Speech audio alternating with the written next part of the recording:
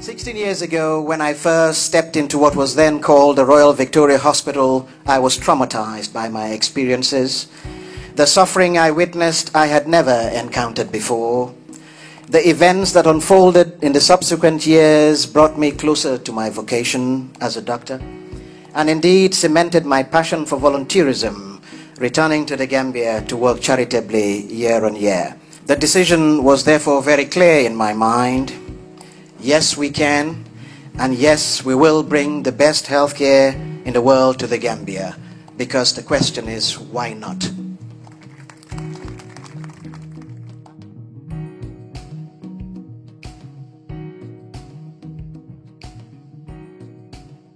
In a nation where 60% of the population lives in poverty, and access to basic healthcare is a challenge, interventions such as the Horizons Trust Initiative are needed to help curb the levels of preventable deaths, mostly affecting pregnant mothers, young children, and infants. In 2007, we decided that we needed to do more for the health system, to work in a more effective way with the ministry. But to do so, we needed to use a model that was self-sustaining, financially self-sustaining.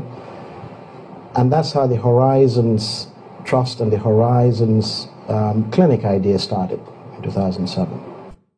Horizon Trust Gambia's mission is to make a major contribution towards increased access to affordable, high-quality healthcare for all Gambians, helping to make pregnancy and childbirth a happy event. Given the challenges of maternal health, given the challenges of mothers dying during childbirth in the Gambia and in other parts of Africa, it made sense that we focus on improving maternal mortalities to stop women dying in sub-Saharan Africa, because in doing so, inadvertently, we would have strengthened the health system.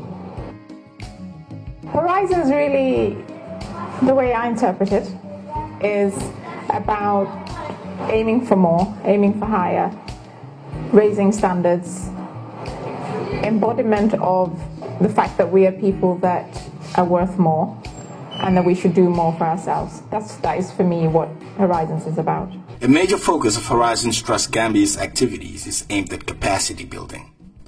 Training and continued professional development are key elements of this. The Gambia and other West African countries have a critical shortage of trained health workers. Whilst there is a need to train community and mid-level health professionals, the Trust's immediate priority will be in training the trainers, the specialized health professionals, and ensuring that there is a program in place for continued professional development. The first strategy was on training, and indeed we trained just midwives and nurses in 6 health facilities. Then we realized that there were problems, of infrastructural problems. Yes, you train them on infection control and prevention, but they tell you, look, we don't have water even to wash our hands. So why? Because the taps are not working, the taps are leaking, the toilets are not working. So we said, right. We then focused, then, in addition to training, to infrastructural changes. Horizon contributed immensely to this hospital. They've already provided training for all the cleaners, including myself. Not only me, even some of my counterparts. They've also provided sanitary materials, bleach.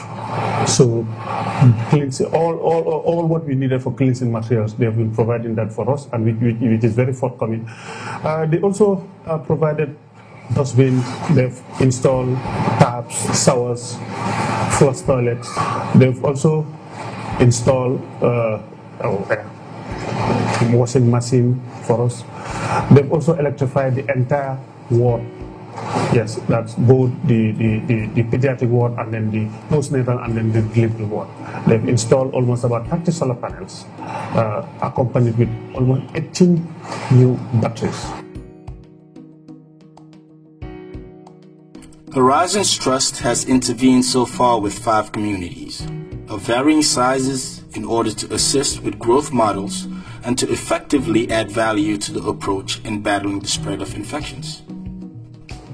And at each of these facilities, we have had a pilot of a training program, which we did with our partner Soapbox, where we have 8 clean boxes and very practical, demonstrating, engaging everybody, because it's really about ensuring that the people whose primary job it is to keep the environment clean are understanding what they're being told. We have to look at a way in which we could create this training sort of package in a way that it's translated into local languages.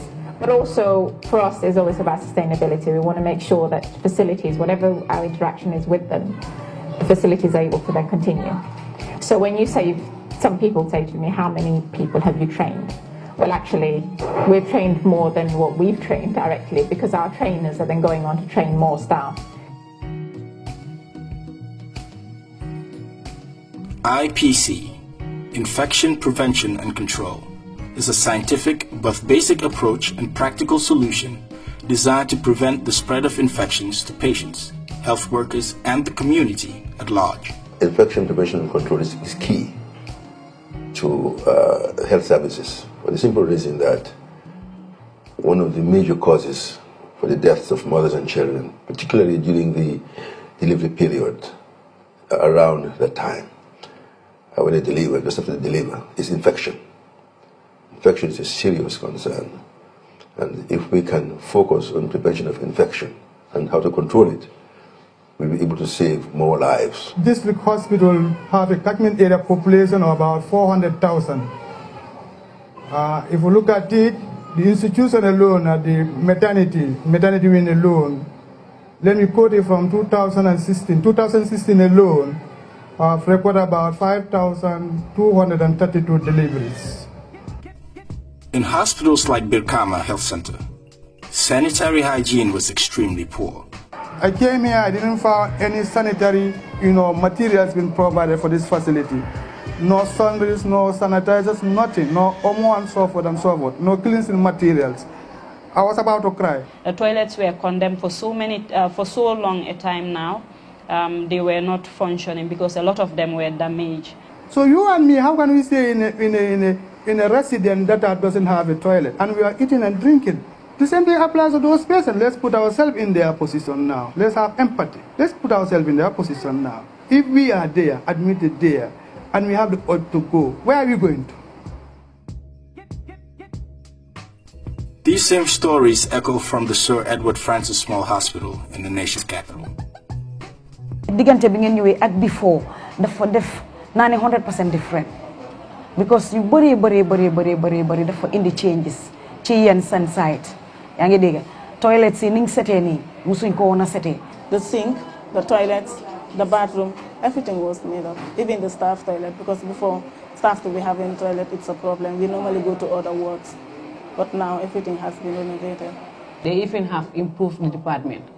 Because those days it was difficult. The hospital could not run everything, like cleaning the environment and changing on some of the material that we had. But when they came in, they really supported. These facilities don't get any provision. There's no rolling delivery. They have ad hoc from people who want to help sometimes, but they actually do not know when they're going to get their next supply. Through training exercises and continued professional development, not only is capacity built, but attitudinal change starts to take effect, where approach to basic medical hygiene could lead to the eradication of the spread of deadly infections in the community. We take attitudes, and we have not only focused on the nurses, we have focused down the ladder, the orderlies, the support staff, laundresses, etc. Because they do have to understand. The training, the knowledge and the skills that we were trained on I was never taught about them in school. So it's like it had a great impact in my life as an individual and again in my profession. They have added a lot of value. Number one, they have decreased the workload.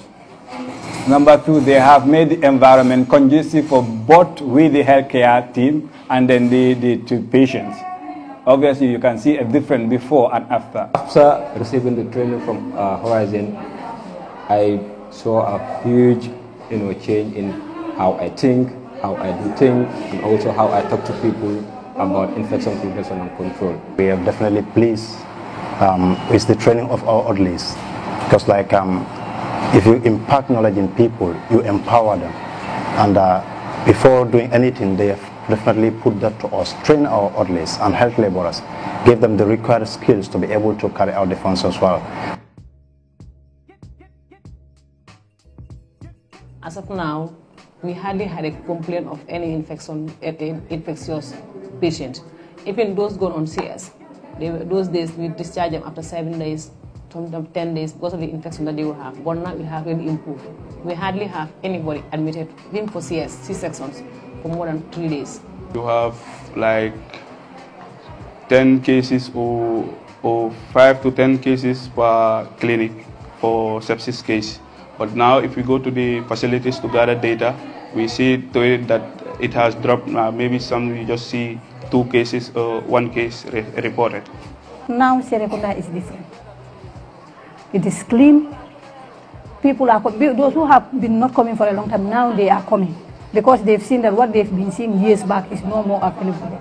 The place is clean, the environment is conducive. Even if you admit people now, if you discharge them, they refuse to go. There is no electricity at home. Now you have 24 hours electricity on your head. Obviously, you cannot go home. Horizons we use our connections, our influence. We have access to people that, that some people within the facilities don't have access to. So every opportunity we have, we're telling their stories. And we're making sure that every time we can, we're saying, this is what they're going through. We listen. As I said, the government cannot do it alone, and the Minister of Health cannot do it alone, and then partners have to come on board to complement the efforts of the ministry and that of the government.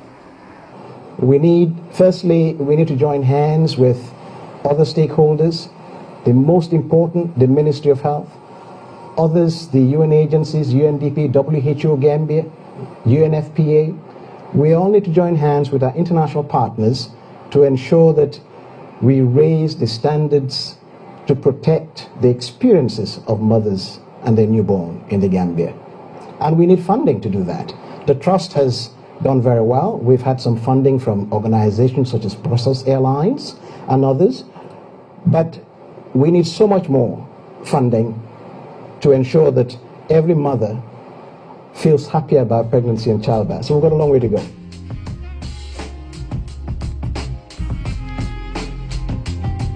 With all that's been achieved, all that has been accomplished, it is evident that more has to be done.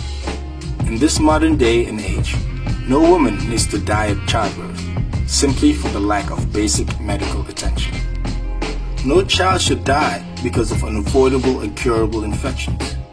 Horizons Trust, of course, will need your support, for it's a few like you that made the change. Imagine how much more could be done with your help.